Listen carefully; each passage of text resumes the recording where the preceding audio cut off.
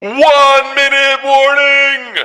To the Goofball army out there, hi at the families, tell them to get to the next room, tell them to go to your neighbors, because we got Goofball news to go over, and it might get crazy! Typically does, guys. If it's your first episode ever, you got like 30 seconds before we start, so not enough time to go to the bathroom, but go get a drink, because trust me, you're probably going to need it there. In the meantime, the rest, if you haven't already, go ahead and hit that thumbs up, hit that subscribe button, hit that bell. That way you know about future episodes as well, guys. Buckle your seatbelts if you haven't already. Make sure your tray is in the upright position here, guys, because we are just about ready to get going. And like, oof. Guys, if you want a crazy ride going forward, a bunch of nonsense, but all nothing but the truth about the Giants, listen in, buckle in, tell a friend. Let's go. And now, here are your Goofball hosts, Drew and Rob. Welcome, fellow goofballs, to Two Giant Goofballs, the New York Giants podcast. I will be back on with Rob here in a second as well here, as he's just getting ready to sign back on in here as we're switching over from the live play-by-play here to the actual post-game show here. As the Giants lose again, yet again, nothing new, just business as usual here, as the Giants are now officially down 0-3 to start the year with the score, the Chiefs 22, Giants 9. Absolutely goddamn embarrassing, guys, at this point. Like, I wish I had more optimism to give you. I really do here, as Rob's officially with us now as well. Like, I hit the wrong button there. Here we are. But yeah, like, I wish I had some optimism to give you guys. I wish I had some kind of words of encouragement to give you guys. Something to go, whoa, we lost again, but blank. We lost again to the 0-2 Chiefs. They're a great team that also has lost. Hold on. First, let's not knock the Chiefs in the process. I still think they're a good team. They're a great team. Let's not knock it down, but like, this is a game that they could have squeaked out. This is a game that they had every right to be in, and they just purposely put themselves out of the game. Yep, because we couldn't get shit going. Point blank, could not get things going. And every so often, when we get the pass that they're thrown deep, it'd be overthrown, it'd be underthrown. Like, the deep ball was not there for Russell Wilson. And it was like last week. Like, he couldn't, like, Russ couldn't not throw a good ball. But week 1, week 3, Russ threw nothing but hamburgers. Yeah. But this is what I said going into the game before you came out of the post game. We were talking about that as we're waiting for the kickoff here.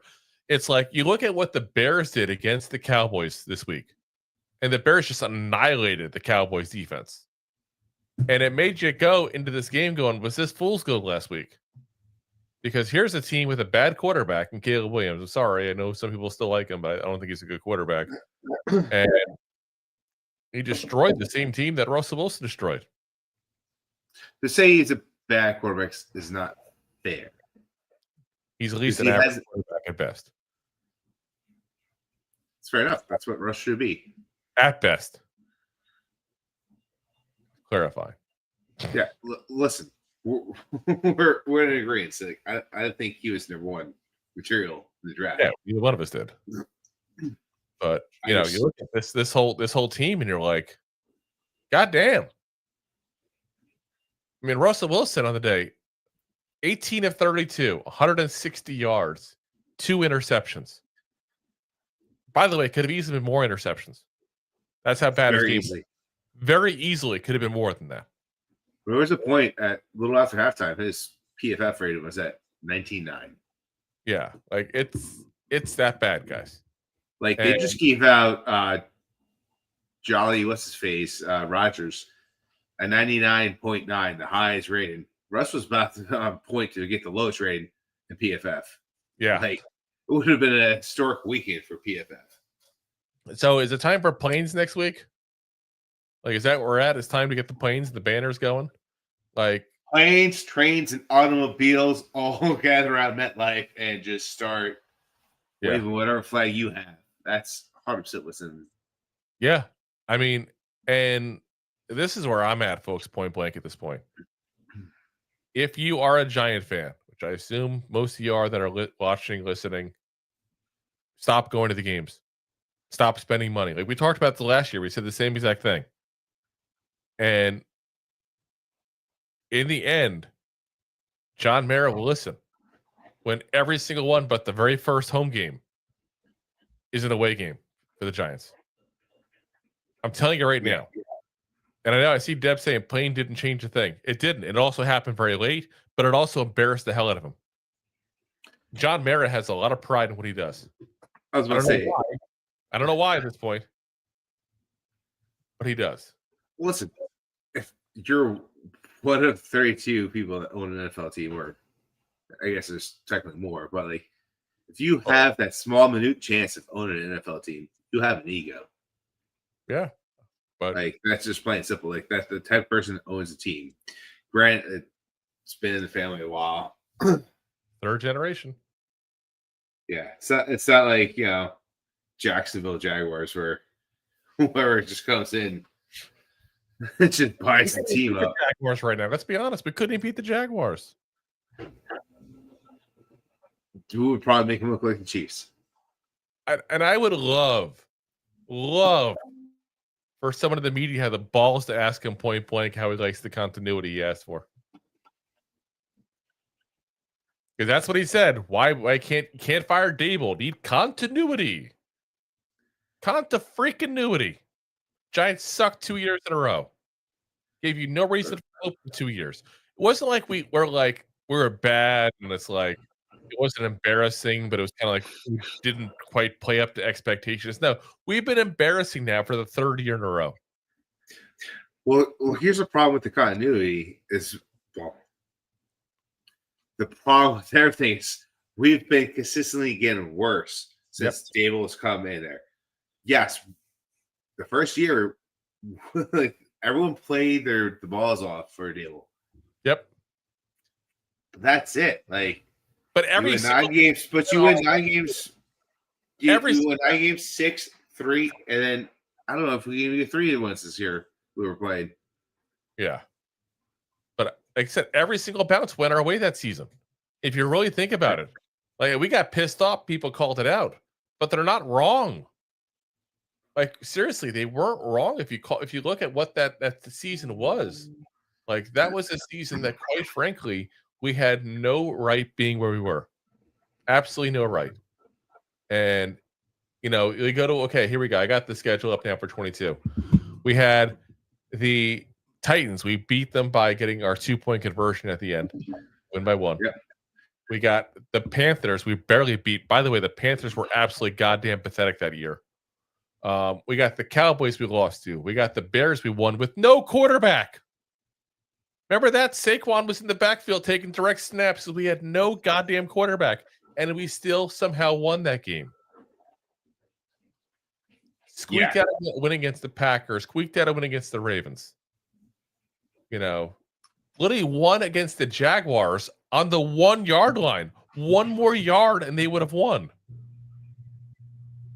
Like that's how close that game was.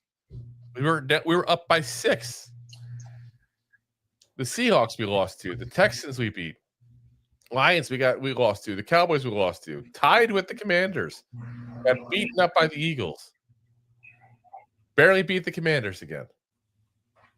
Barely lost to the Vikings. Whooped on the Colts, who sucked, and then lost to the Eagles. There was a lot of luck in that season, guys. And we've been shit since. And I'm sorry, but Dable's got to go. Honestly. Dable has to go. Like it's enough. And now the problem you're into is, who are you going to put in his place?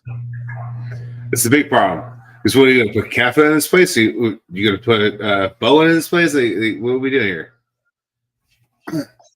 Yeah, are you going to fire? Are you going to hire Saturday? Yeah, honestly, we should. Like, Fred might get a couple more wins. What we got to do really is one more game with Russ. And I only say that because we're playing the Chargers, who I have a lot of respect for. And then week 5, it's time to put in dark. When we go to play the Saints, it's time to put in dark. And let's see what we got.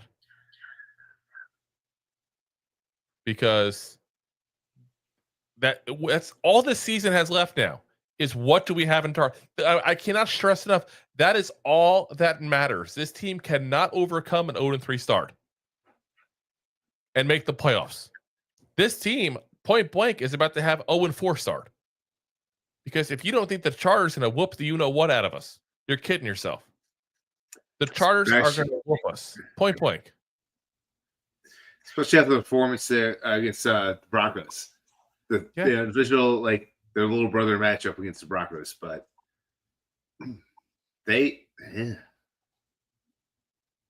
And we need to go ahead and clean the whole goddamn house. The whole goddamn house. And this is not just Shane. This is not just Dable. I'm talking the top to bottom.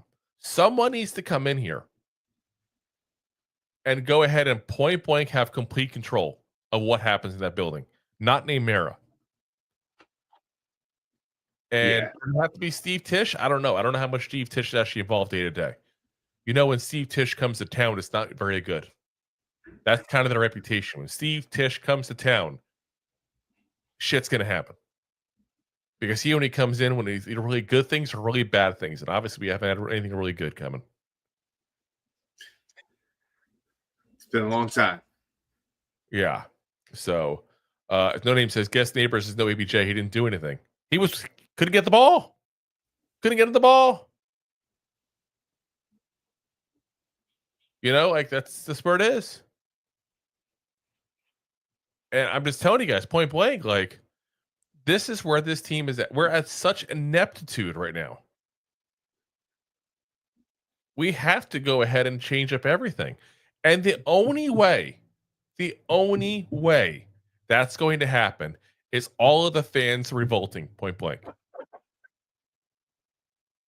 Can't just be the team looking revolting at this point.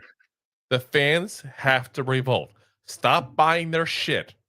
Stop showing up to games.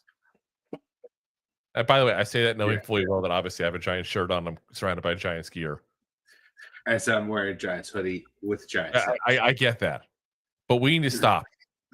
Until they and we called for last year, and listen, I got enough stuff in my house, quite frankly. I don't need to buy anything else, Giants gear. But the only way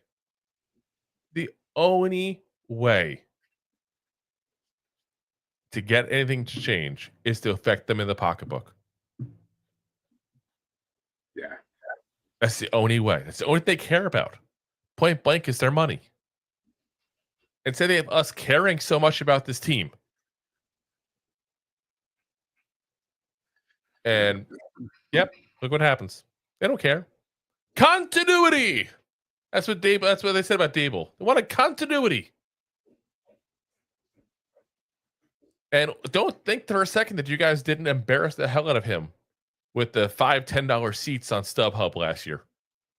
It definitely embarrassed him. And it's time to do it again. Because you know what? He was able to get away with things. So it's a couple of weeks. He's like, you know what? Nope, we're good. Stop showing up. Stop rooting for this team. Stop giving them anything money-wise at that point there. Watch the game from home when you watch the game. Support your local content creators, not just us. I'm not even saying it as us. Because point blank, there's a lot of other content creators besides us as well. And those guys don't get a penny from the team. We get no ounce of respect from the team whatsoever. We get nothing. But the support we get from you guys and the support we get from the different platforms like YouTube, et cetera, that give us money for doing this as well. That's it. So that's the way to be a real fan right now. Is to try to be the people that create the change. Yeah. It's not going to happen overnight. It's not going to be easy. But it's week 3, guys. We only had one home game. And it's the only way to get them to give a damn. I've already said they don't care. If they cared about us, they would have not brought Dable back. They cared about us, they would have given us a decent stadium and actually had something for the fans. They cared about us, they would have created ridiculously expensive PSLs when they made this new stadium. That's They don't care. Point blank. And with next coach, it's got to be a legit name. Not a first-time OC that we're trying out. Not a retread that sucked the last time we went. I want somebody who point blank has been a good coach somewhere. And I'm not going to give you a specific name because I don't know who's going to be out there. But we need someone who knows what the hell they're doing. Not Mike McDaniels. Does Dable know what he's doing? No. Did Joe Judge know what he's doing? No. Did Ben McAdoo know what he's doing? No. Pat Shurmur, did he know what he's doing? No. Those aren't legit. Like, look at that. Those list of coaches. First time OC coordinator to McAdoo. A retread that sucked the last time he was a head coach in Shurmur. A first time special teams coach as a head coach. And a first time OC head coach. We need someone with experience that knows what the hell they're doing. That actually can bring decent people in with them. You know, what should have been the issue is point blank when we brought Shane Bowen in here, quite frankly. Because Shane Bowen was, you want to know why Shane Bowen was here? Because nobody wanted to work with Dable. Let me be very clear on that. No one wanted to work with Dable. Like, that's the honest truth of the matter. They said lame duck coach, had issues with Wink, had issues with other coaches, including Kafka, who's somehow still here. Why would I want to go? Kafka's just a dude that's just waited out his contract. He's waiting for the end of the season to go. I'm telling you right now, guys, he is going to have that 24 clipboard and just borrow it from Wink. Yeah, you would think, since it's a contract year that, Kafka would try to show his worth. Right. He's big in interviews for head coaching jobs and, OCs elsewhere. But You would think this year he would try to show a little something that he's still worthwhile. Yeah. And with the offense that he put out on the field today, it just looks like he did his job last minute. He came up with a scheme during the pregame as he was finishing off the funnel to his beer. And what makes it all worse is the fact that we're watching what Daniel Jones is doing as well on top of that. But we had no confidence in point blank. Well, maybe we were stupid. Because now you got Daniel Jones week 1, 272 yards and 1 touchdown. And then you got another 26 yards rushing. You got two rushing touchdowns. Week 2, 316 yards passing, a passing touchdown, and another rushing touchdown. Then you got today, Daniel Jones goes in 228 yards and a touchdown through the air. Like, I don't think any of us really saw that going. Oh, yeah, another 27 yards rushing, too, on top of that.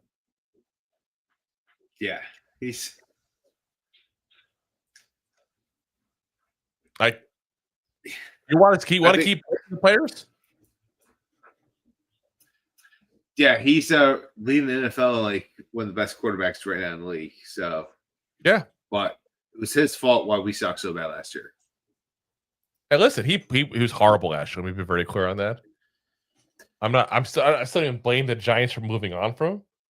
But whole point I'm getting at is he goes to the Vikings and credits them with a lot of the coaching that he got. And then he goes to the Colts, who have a good offensive line, and look at him now. Look at him now. Yeah. Ryan, good point there. Ryan also, I see that with Sterling Shepard looking 21 again. Sterling Shepard, point blank, is playing a role right now for these Tampa Bay Buccaneers. Again, I live in Tampa. A big catch. Yeah, like I see this stuff here. Like he had 73 yards for the first 2 games. Like, and I could look up to see what he did today, but I know he got at least 1 catch because he got a decent catch there in that game. Let's see here. So he had 4 catches, 80 yards today.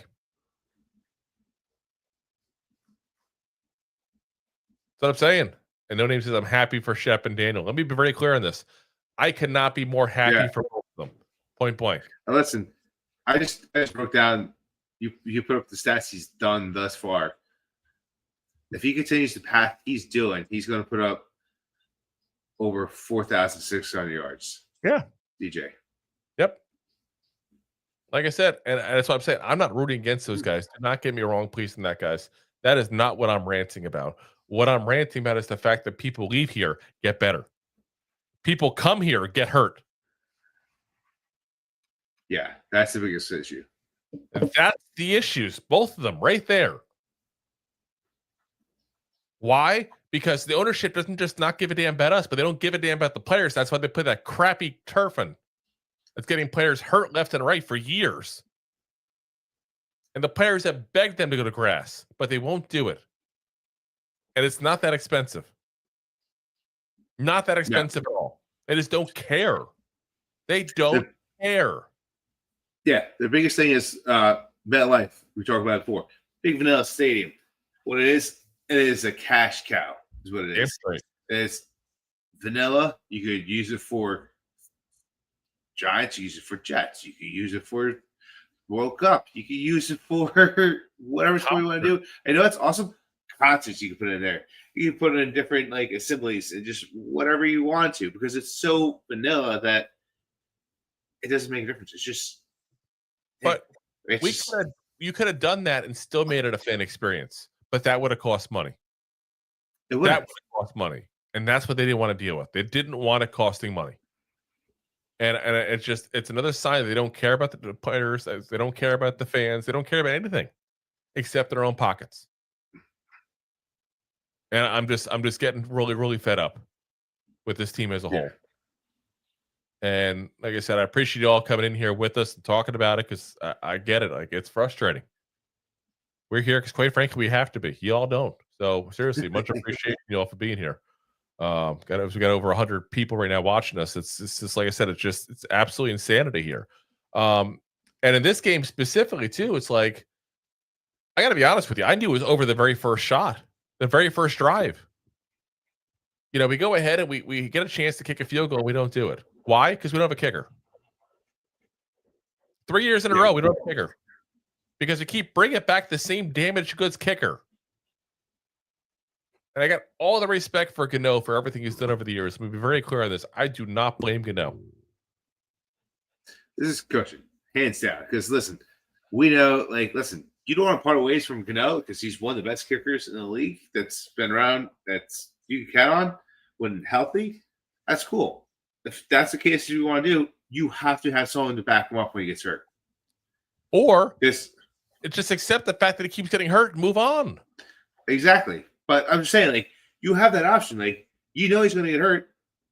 Okay, so but you have to have an extra two kickers. No one's keeping two kickers. You just got to say point blank. I'm just saying. You're not reliable. Get the frick off the goddamn team. Appreciate everything you did, but your time has passed. I'm just saying, if you really you like him that much, that's all I'm saying. I get it. I agree with you. You don't keep. That would be a giant move to keep two kickers in case one gets hurt. Insanity, absolutely insanity. And I still would have put Jamie Gillum out there to go for that field goal in that first drive. I still would have point blank. But this is what the Giants do. And even before that, it was, let's third and long. Let's go ahead and run the ball. What? The Giants been doing that for years. Ridiculous. It's goddamn stupid is what it is. We need someone here that knows what the hell they're doing.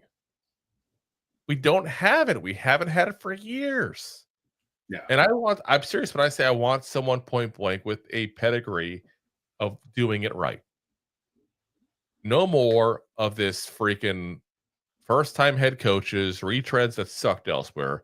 A good coach. And like I said, I feel bad. Honestly, you know what I feel the worst for in all this? It's Jackson Dart.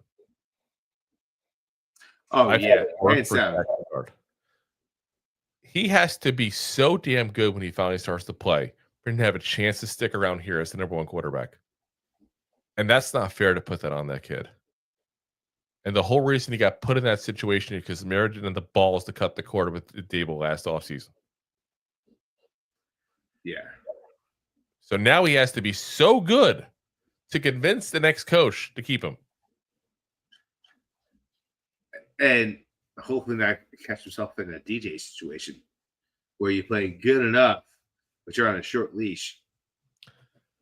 But at least if he plays good enough, you can go, okay, well, maybe I see something in this kid. He's only 1 year in the league and stuff like that. You can have that kind of conversation. DJ was a little different because he was so many years by the time that, Dable and Shane got to him. But I just feel bad for him. There's no benefit to this whole scenario for him at all. Like, he got put in such a shitty situation, it's not even funny. Yeah. And like I said, it's not fair. And if you look at what's going on right now, the Giants would have the 5th overall pick. So let's say you're a coach and you want to come here and you like a quarterback in this draft, you're going to want him. Yeah. Not that you want him, you're going to take him. It's different. Yeah. Like I said, it's a really crappy situation. And I really do feel bad for Jackson Dart in this. I really do. It's not fair to him. And he's done nothing but been great in this area in general as a whole. So I feel bad for him. Yeah. And you get yourself in situations, right? He's got to play his giant goofballs off in order to get a spot next year when you get a new head coach. Or, does Dable and Shane try to, keep him in the wraps, keep him back this way? Listen, we still got this over here in hopes that Mara keeps him. And then what happens? Does Dable get fired? Now this new coach comes in. Obviously, he's going to take a quarterback. And does he string along Dart? Here's your starter. Or does he get the right NFL experience? It's a bad situation all around for this kid. Yeah. Like I said, I feel for him. I really do. I really do. And, it's going to be a situation where we're kind of stuck with the coaching staff this year, guys. There's nobody you really want to come in and go, you be the head coach. There's no one. It's not like we have former head coaches like crazy on this coaching staff that you can go, you know what? You at least won't embarrass yourself. You take over. Shane Bowen wasn't even a real defensive coordinator before we got him. He was with Vrabel, and Vrabel was calling a lot of the shots. This is the first time Mike Kafka's got a chance to be an OC in the league. And I'm with No Name what they just said, by the way. It's not up to the coach. The owners make that decision sometimes. Sometimes. I'll have this sometimes in there. And I think that's what's going to happen is Mara's going to say, put the damn kid in. You've lost all the fans. Put the kid in. But I do think one more week, guys. I do think one more week of the Russell Wilson BS. Because I think it just makes too much sense to not start Dart against the Saints and give him at least as easy a game as you can to start his career off. And that's just as easy as it gets. They're probably the worst team in the league, even worse than us. Yeah. It's saying a lot. Let's say there's not many. There's not really not. It's sad. The Saints are literally tanking. And they have the same record as us. The Browns were literally tanking. And they have a better record than us. Teams that are obviously going for a quarterback. And Deb says, so put Winston in next week. I'd be fine with that. That's what I was saying during the live broadcast. If you don't want to put Russ in there anymore, put Winston in. Don't rush Dart in against the Chargers. I'm just looking at it from perspective. If I was Shane and Dable and Mara and all these guys, I would expect more of a fan revolt by putting in somebody who's not Dart at this point. Yeah. Well, that's the problem you're into. Is that you had this kid, he looked so damn good in the preseason that if you put anybody but him in, people are going to flip the hell out at this point.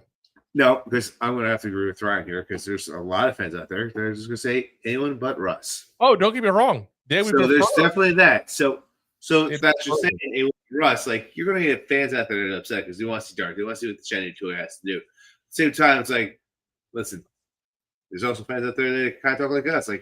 You don't think he's ready to start yet? Give him an extra week in the next 2 weeks. Put the guy in that's already there.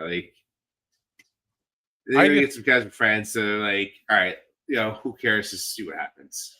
I just feel like you don't gain anything by putting Winston in there. You already know what Winston is. He's been in this league long enough. You know that. But I think the thing is that you set up a scenario that's bad for Dart by having him sit behind a second quarterback and just doing it for 1 week. At this point, just leave it be for a week. Leave it be for a week. And it's going to be another rough game. Don't get me wrong. It's going to be rough no matter what. And start the kid off right. Well, that's because weak team. Well, you put Winston in is because you still have hopes that you might be able to make it to playoffs. And listen, I know what you're saying, but I'm going to make the playoffs. You can't say never because look at the Broncos last year. It's not. I'm telling you right now, it's not going to happen. I'm not saying it's going to happen, but you can't say never because look at the Broncos last year. What the Broncos was, they had a really good defense, and the offense wasn't getting their stride yet. The difference is this is not a good defense. This is good players in a defense, not a good defense. You're wrong with the defense, but the defense was not together. Didn't they lose to? Was that last year or was it the year before when they lost to the Dolphins by 50 points? That was a couple years ago. All right, so it's 2 years ago. Yeah. I'm saying it wasn't the last year. Yeah. Last year they didn't have a game like that. Last year the defense was on point for the Broncos, and then by the time Bo Nix got it together, where he's becoming a better one, then that's what happened. Is they got better and better. But let's be honest, they're kind of coming down to earth this year.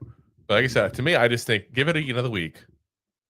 Let Russell Wilson get destroyed by the Chargers because it's going to happen. Let's be very frank. And then next week, Jackson Dart, I said a week after that, I should say, Jackson Dart comes in, starts against the Saints, the weakest team we play all year long, and then see what he got. And then this is the rest of the year is a chance to develop Dart and see what we got at a Dart. And to be honest, that's the only hope that Dable has is keeping his job. Yeah. That's the only case you can make is that Dart lights it up and you go, look, we can't take this coach away from this kid. Look, he's doing so good. That's his hopes. That's the only hopes. And honestly, at this point, I have no hope whatsoever that's what's going to happen. I mean, I just don't think, listen, we saw the Giants looked amazing this preseason. Like, are we going to buy that that's legit now in Dart when everything else was fake? And I'd love to be wrong when I say that, guys. We weren't high on Dart going into this draft, and all of a sudden he played great in the preseason. We all got high in him. Yeah. Like, just saying. I mean, and then Ryan says, wanted to make us play the top 10 teams in the league. Yeah, we can't complain with the schedule. The Eagles have the same schedule. The Cowboys have the same schedule. The Commanders have the same schedule. Give it a couple of differences game-wise there.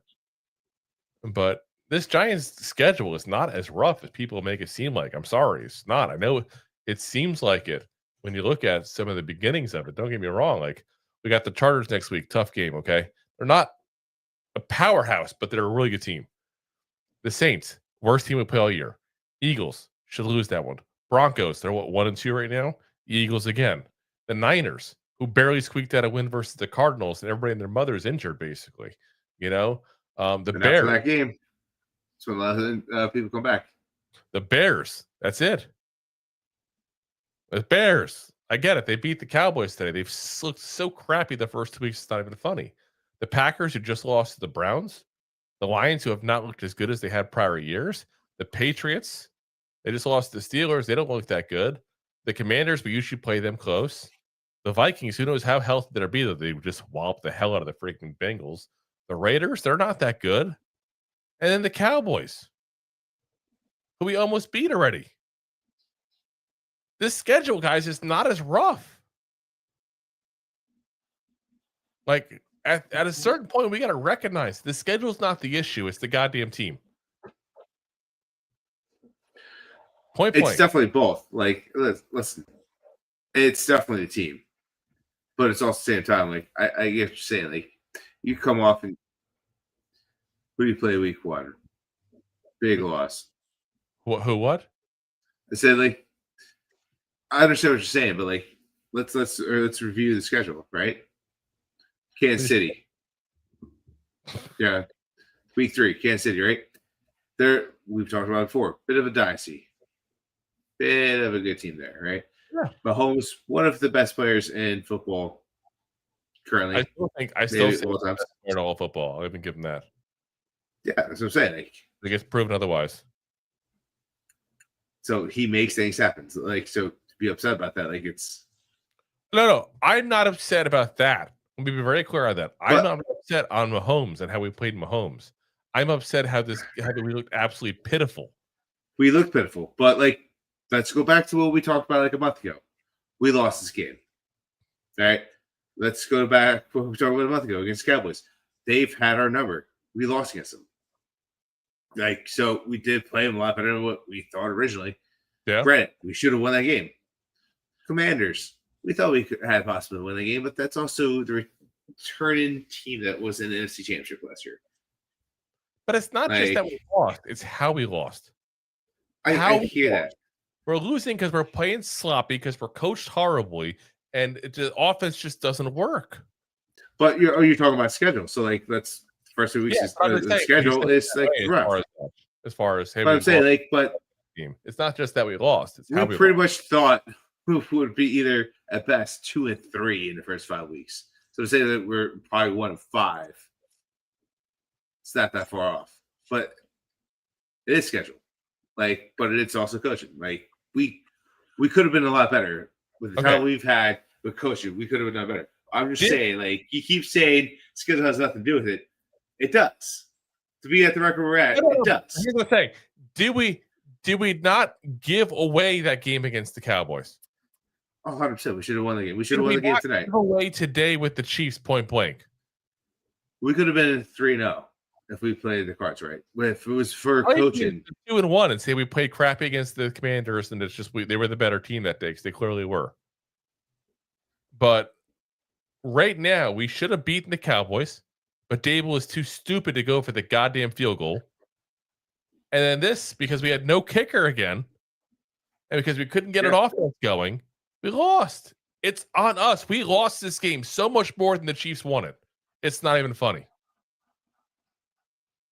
And that's my issue. That is my issue. The NFL, you cannot give up wins. You cannot hand the other opponent wins point blank and expect to do anything. How am I supposed to feel confident against any team right now? I call the Saints the gimme game. Let's be honest. There is no gimme game. We suck right now. And it's sloppy. It's sloppy as hell. The play calling is ridiculous. Let's run, deep ball. Run, deep ball. It's so goddamn stupid, it's not even funny. It's so obvious. Then on defense, let's be honest, guys. If it wasn't for the fact they had their receivers out, Worthy and Rice, they would have freaking annihilated us. So, yeah, like I said, that's just where I'm at. Let's at least give people the stats real quick on the game, I guess. What the hell? Might as well.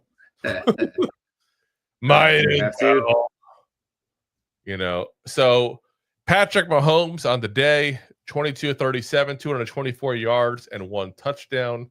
And he also had, of course, rushing on that. Just 5, though, for 2 yards. So that's one thing the Giants can say they did do is they did go ahead and stop him from running all over the place. Isaiah Pacheco, 10 carries, 45 yards. Kareem Hunt, 10 for 34. Brashard Smith, 2 for 13. And Nico Remigio, 1 for 11. Receiving wise, Tyquan Thornton, 5 catches, 71 yards, and a touchdown.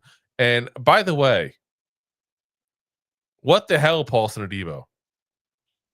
I'm going to include it in this because I saw him on coverage a couple of times getting burnt by Thornton, but it's also 2 times he could have gotten interceptions and just let the ball go right through his goddamn hands. Yeah, that was bad. A treasure chest is working for you there, Bowen. The Army mateys, goddamn ridiculous. JJ Smith-Schuster, 4 catches, 55 yards. Hollywood Brown, 4 42. Travis Kelce, 426. Noah Gray, 3 for 17. Kareem Hunt, 1 for 10. And Isaiah Pacheco, 1 for 3. George Karlaftis had the big game, 8 tackles, 2 assists, and 1 sack. Nick Bolton, 6 tackles, 8 assists. Jalen Watson, 5 tackles, 2 assists, and an interception. Trent McDuffie, 3 tackles and an assist, and should have had an interception.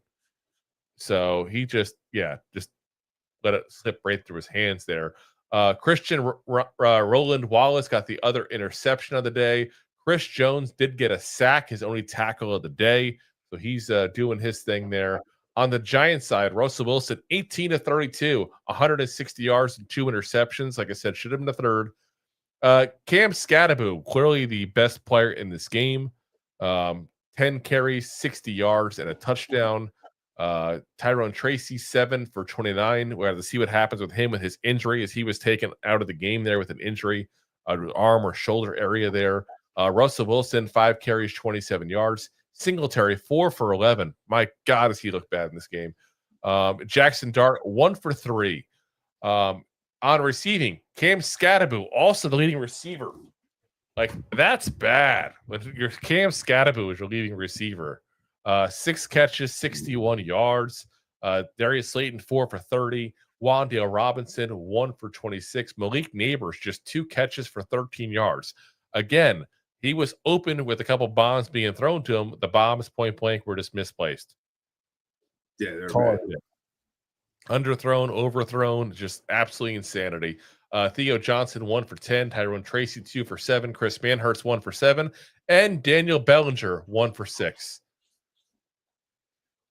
Defense-wise, Paul Adebo led the tackles there, 6 of them with 1 assist, which just tells you what I was saying before. He's giving up a lot of plays. The only way the corners lead in tackles is if they're letting the receivers are covering, catch the damn ball. Tyler Newman, 5 catches, 0 assists. Bobby Okereke, 4 and 4. Brian Burns, 4 and 2 with the 1 sack there. That's our lone sack for the day. This vaulted defense, only sack for the day. Remember, everybody's, this defense is going to be amazing. Quarterbacks can't stop these guys. Apparently they can. Oh, God. This defense is supposed to be full of such talents as playing like ass. And it's the scheme. It's the schemes, point blank. I'm sorry. Like, you could see people just not in place they should be at that point to make the plays. You should be having every single obvious passing down. You should have Carter, Kayvon, and Burns out there just running their freaking full steam ahead at the quarterback. But we're not doing it. Yeah. We're not doing it. Dexter Lawrence, by the way, just 1 assist. 1 assisted tackle. Not looked like Dexter Lawrence so far this year. And he's been doing it enough years now where, yeah, it's an issue. Like, I don't know if it's the injury. I don't know if it's the placement of where he's at, but it's an issue. You know, especially when you got guys like Swayze Bozeman starting behind him. But 0 tackles, 2 assists, by the way. It's not good. Drew Phillips, 4 tackles, 1 assist. Javon Holland, 3 and 2. So I'm saying, like, it's not good, guys. So listen, I'd love to tell you brighter days are coming. I don't think they are. I think we're in for a very, very rude awakening kind of game to solidify to anybody who might be thinking otherwise on Sunday against the Chiefs. Sorry, against the Chargers. Very glad I'm not going to that game because originally I was talking about going to that game. So, yeah, it's where I'm at. It's where I'm at, guys. I've given up all hope point blank until Dart's in. And even then, it's not hope as much as future hope, if that makes sense. Yeah. I don't think Dart runs in here and just changes everything. I'm just hoping Dart shows us enough that he's an actual quarterback in this league. And that we decided to build around him with a new head coach. And I hate that we're having to start off with a new head coach in his second year. Yeah. Way to screw this kid up. Way to screw this kid up, guys. Way to Daniel Jones him. That's what we're doing. Like Mara said, I'm not going to make the same mistakes he made with Daniel Jones. You're making them. Point blank, you're making them. So, any final thoughts you want to give on this debacle of a game? Not really, man. This has been a bad game. Like this, like I said, the only hopes you have go forward is you do the right thing next week. We have to sit through another terrible game and come on the outside. You see, against the Saints, you see Dark come in and hopefully start playing good football. That's the only hope there is left. Yeah, he doesn't have to be grateful. Let's show you something that we spent the capital on this draft for a reason. Yeah, and we gave up a first, we gave up a third. We gave up picks, guys. Yeah, it wasn't like we gave up nothing to get him. So, imagine the waste. Give it a new coaching staff here, a new front office potentially, less picks next year to trade for a quarterback that we end up keeping. We used the first on it, but we gave up a second, a third, and next year's third to do it. So, yeah, don't be wrong. I'm not mad at the move. I'm mad at what we're doing with the move. It's got to be clear on the difference, because it's absolutely insane that we allowed this to happen with this coaching staff and gave them a fourth year to screw it up all over again. Deja Blue. Yeah.